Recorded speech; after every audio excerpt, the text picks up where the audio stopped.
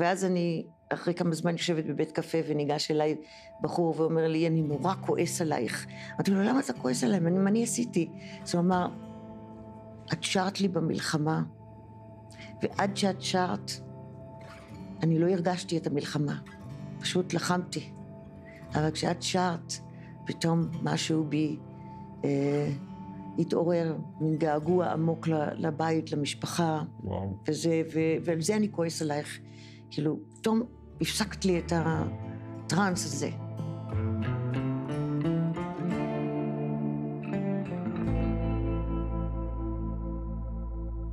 שלום ריק יגאל. שלום רונילה. איזה כיף שבאת. איזה כיף שאני פה איתך. ואנחנו על האור בקצה, פודקאסט מבית אביחי, שמנסה לדבר על מערבולת הרגשות שלנו אחרי 7 באוקטובר, רכבת הערים הזאת, ואני ככה מארח פה כל פעם, האמת, בעונה הראשונה הזאת שלנו, הרוב זה נשים חכמות, מרשימות, תודה. שכל אחד קצת מספרת מהאספקט שלה על ההתמודדות שלה. שאלה ראשונה, אני רוצה לשאול אותך על רגע אחד, נגיד בשבועות שאחרי 7 באוקטובר, שפתאום עולה לך דווקא אסוציאציה מהעבר שלך, מאיזו התמודדות פרטית שלך, שמזכירה לך את התופת הזאת של ההווה. מלחמת 6 הימים, בסוף המלחמה, כשכבר אפשר לרדת ולהופיע לחיילים, שלחו אותי יחד עם שלמה ארצי, עם גיטרה, ואנחנו נכנסים למדבר, המדבר בתולי אומנם, שלא הכרנו, אבל כולו עם גופות שרופות, וטנקים שרופים, ואנחנו בתוך קומנדקר, ואנחנו נוסעים עד התעלה, רואים מראות אפוקליפטיים, שאני לא יכולה לשכוח, פשוט אני יכולה לדבר איתך על זה עכשיו שנה, אם אתה רוצה, אבל זה באמת הייתה חוויה, משהו הזוי, ממש. ואת נורא צעירה. אני נורא צעירה. 16 וחצי. כן, כן, ממש צעירה, נקלעתי פתאום לאיזה מצב שלא הייתי, אפילו במטוס לא טסתי, אמרו לי, את טסה, אמרתי, בחיים שלי לא טסתי, אז טיסו אותי באיזה הרקולסים, או בפייפ, לא יודעת, במטוסים קלים. את זוכרת פחד? לא ממש, אני חושבת שעוד בגיל כזה לא יכולתי להבין בכלל מה זה פחד. ועכשיו? אין לי שום ניסיון של פחד. ועכשיו בהזעקות פחדת? כן, בהחלט. כבר ראיתי בעיני דמיוני את הבניינים מתחילים להתפורר ולהתרסק ולהשתתח. כשאת עוד בתוך נקודת השפל, הקריסה הזאת, הטלטלה. הכעס. כל מה שאתה אומר נכון, כמו שכולנו עברנו את זה. והרגש המוביל היה כעס, לא פחד נגיד? הרגש המוביל היה לא זעם על הפקרות, על הפקרה. איך יכול להיות שאנחנו, שנחשבים הכי טובים במודיעין, והכי טובים בשמירה, פתאום לא נמצאים שם, ואנחנו חשופים לזעקות האיומות, שקורות מתוך הבתים והחדרים, כל מה שלא קיללתי בחיי, פתאום מצאתי את עצמי מקללת, ממש ממש כועסת וזועמת. ויותר מזה, הבנתי שאיבדתי את קולי. הבנתי שאני לא רק שאני לא רוצה לשיר יותר, אני גם לא יכולה לשיר יותר.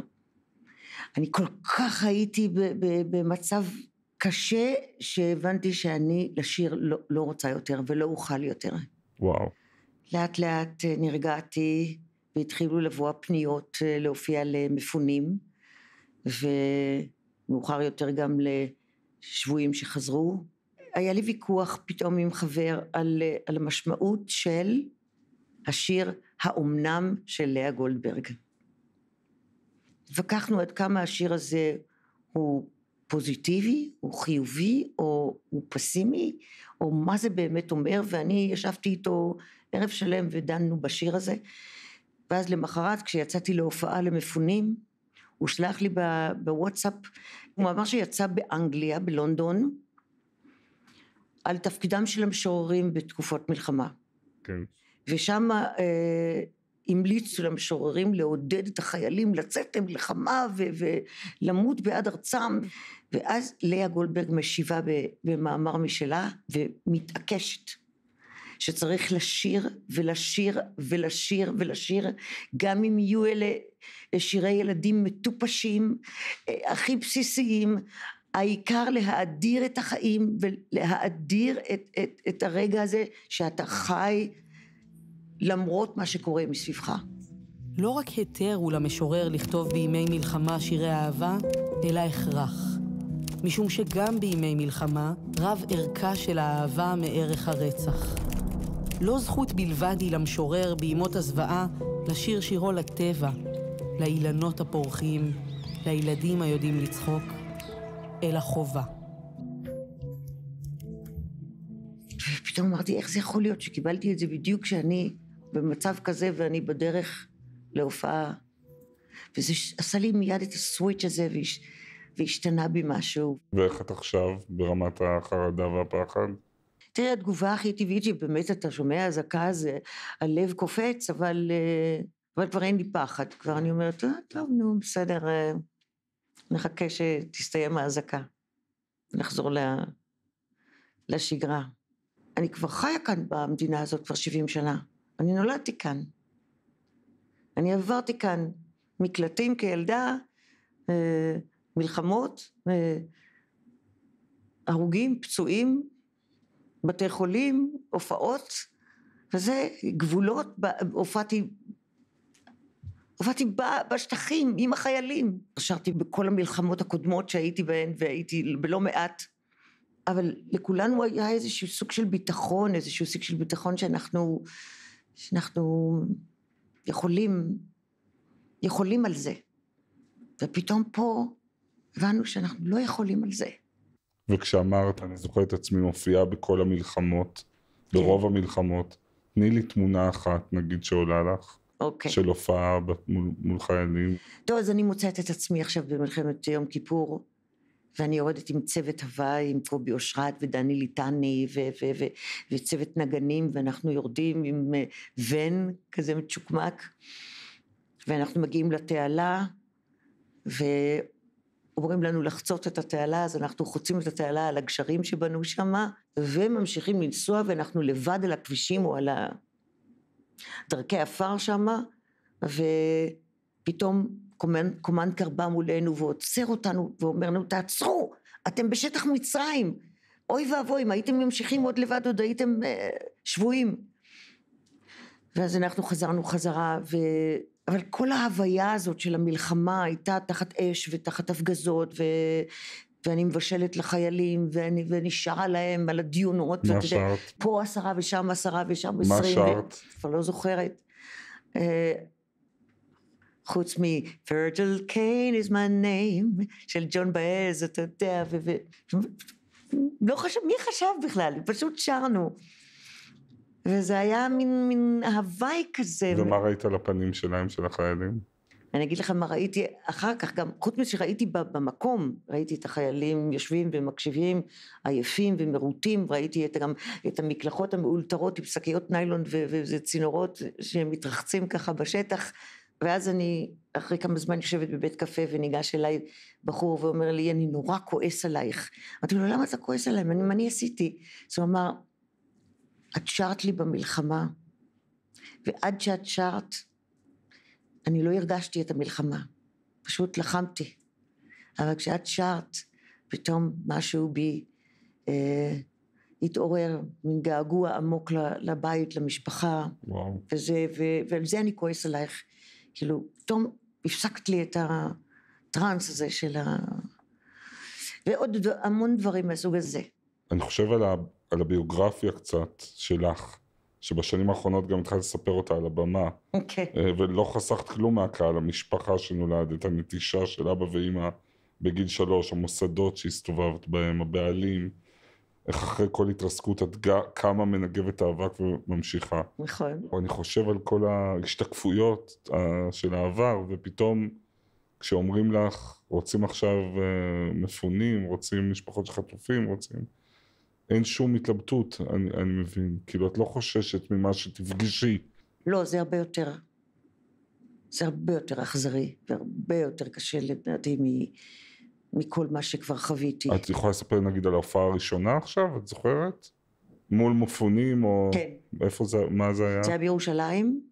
אני זוכרת שהרגשתי שפה אני עומדת, פה יש לי איזשהו מצב של התמודדות אחרת, משום מה. כאילו אתה כל הזמן מרגיש פתטי, כאילו באיזשהו מקום. מה עכשיו תשאיר מולם? לא יודע באיזה מצב האנשים האלה. איך תנחם אותם? איך תביא להם שמחה או משהו שקצת יקל עליהם? זו התלבטות מאוד קשה. וזה קורה לאט, לאט, לאט, מדקה לדקה של שיר. אתה בוחן את הפנים ואתה אומר, וואו, הנה פה מחייכים ופה מתחילים קצת לחייך יותר. זה משהו טעון מאוד. משהו שאתה יכול להרגיש אותו או אפילו לשקול אותו, כאילו. היה איזה מפגש נגיד שנשאר לך בראש? עם איזה אמא של חטוף, אבא, משפחה? בהחלט. ספרי. יש לי קרבה להורים שכולים שאיבדו 3 ילדים שהם קבועים אצלי בהופעות, שזה כל פעם מדהים אותי מחדש איך הם מוכנים ללכת לשמוע מוזיקה אבל רק את שלי. זאת אומרת, זה החטא היחיד שהם מוכנים לקחת על עצמם. גם פה פגשתי כמה הורים שכולים רצו לספר לי, אבל בעדינות נורא, בצניעות גדולה ובאיפוק עצום, של איך לא, כאילו לא לסחוף אותי יותר מדי פנימה לכאב שלהם. אני נורא רוצה לשבת בשקט באיזה מקום בלי שירה, לשבת איתם. מה יש לך בכלל להגיד? אתה רוצה רק להקשיב להם. דברו את הכאב, דברו את הגיהינום הזה. וזה מה שאני עושה. את שרת למירב גונן, אמא של רומי, נכון? נכון, שרתי לה את האיש שקטה. האיש שקטה, עכשיו כמעט הכל בסדר, אפילו המחנק עומד להשתחרר. זה לא הגיהינום, ובטח לא גן עדן, זה העולם שיש, ואין עולם אחר. האיש שקטה... היה לך... דיאלוג או חשבון עם המקום הזה, עם הארץ הזאת הכל כך קשה, להמשיך להיות פה, לא להמשיך להיות פה, לקחת הפוגה. תשמע, הקשר שלי לארץ הזאת, מעבר לעובדה שאמא שלי ואבא שלי נולדו כאן, וגם אני נולדתי כאן, זה מתחיל מהשפה, השפה שאני כל כך קשורה אליה, כל כך אוהבת אותה, שגם בסופו של דבר גם העיסוק שלי, שאני חוששת כל הזמן שהיא תיפגע, חוששת נורא שהיא תיפגע. ובכלל העולם, האנטישמיות זה קשה. את שכל כך אוהבת, נכון? שהעולם היה פתוח לפניי, חושבת לנסוע, סקרני. מה זה עשה לך ליחס שלך עם העולם, התקופה הזאת? כמה אתה יכול לחיות וכל החיים לדעת שאתה שנוא, שמישהו לא אוהב אותך ולא יאהב אותך אף פעם גם. כמה אתה יכול לחיות עם זה?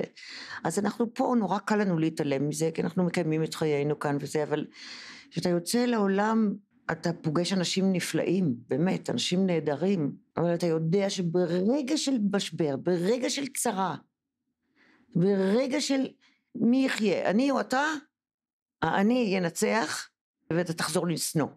עכשיו אני יכולה להגיד לך, וואו, אפילו להיוולד להורים,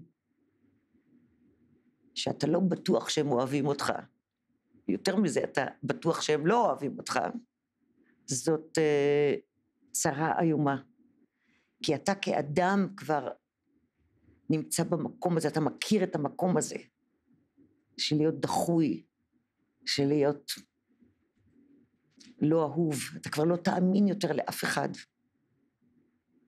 וזה קשה מאוד, וזה כבר נמצא בשורשים הקיומיים שלך, אתה יודע, זה מלחמה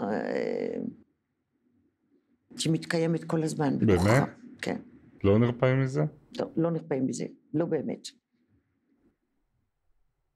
מה זה קול פנימי של שנאה ודחייה? כי זו תחושה שכבר קיימת בתוכך, כן? שאתה קודם כל דחוי, אז אתה לא תאמין שבאמת יבואו לראות אותך ויבואו לשמוע אותך וירצו להקשיב לך.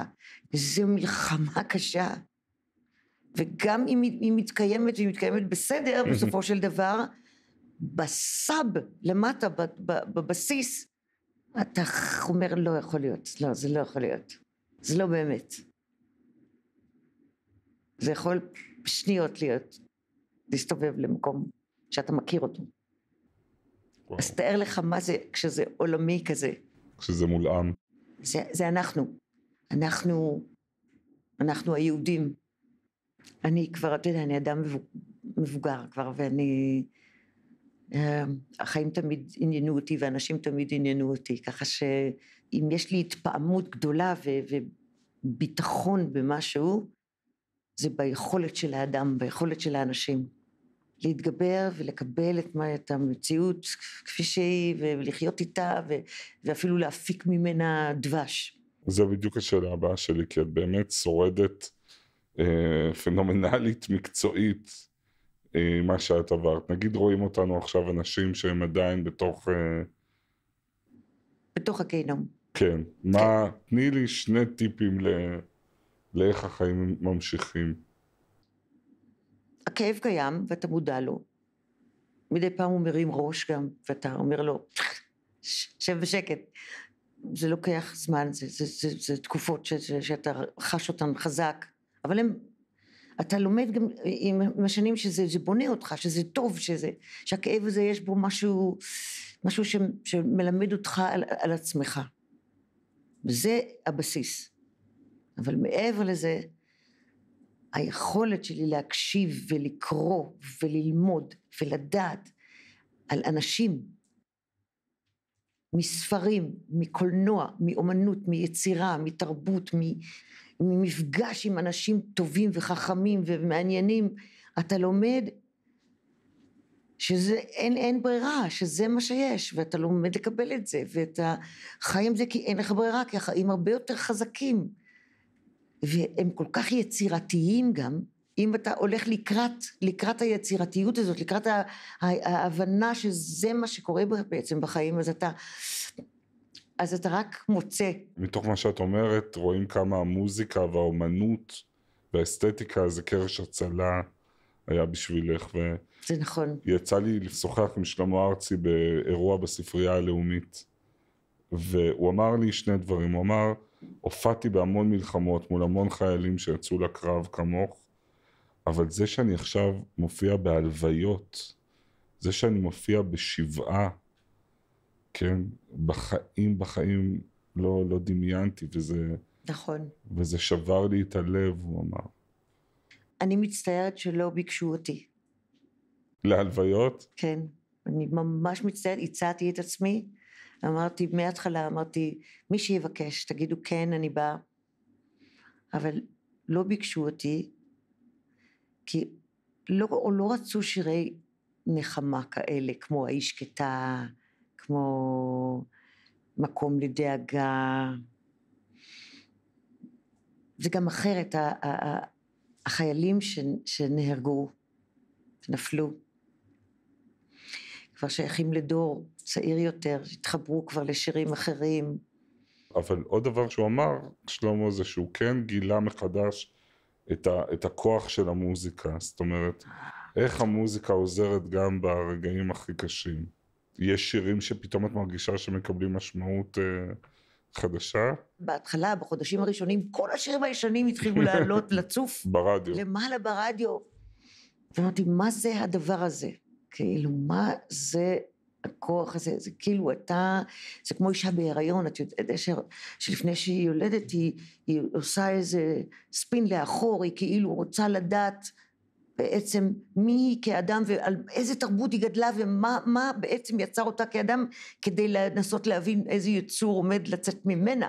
ובמה את מוצאת נחמה בתקופה הזאת? אני כותבת הרבה, אני מתעסקת עם שירים, אני קוראת המון, הכל מהכל. למה את מאזינה, נגיד, ברמת המוזיקה? מוזיקה קלאסית, זה הדבר, המוזיקה קלאסית שאני מזינה לה כבר הרבה מאוד שנים, זה מוזיקה שברובה אינסטרומנטלית ולא מכניסה אותי לשום מלל, לשום קונקרטי. בדיוק, היא מאפשרת לי להירגע, היא מאפשרת לי להרגיש שהעולם רק יפה. אני חושב קראנו לפודקאסט שלנו האור בקצה, כן? הוא עוד לא בא, אבל הוא שם מחכה.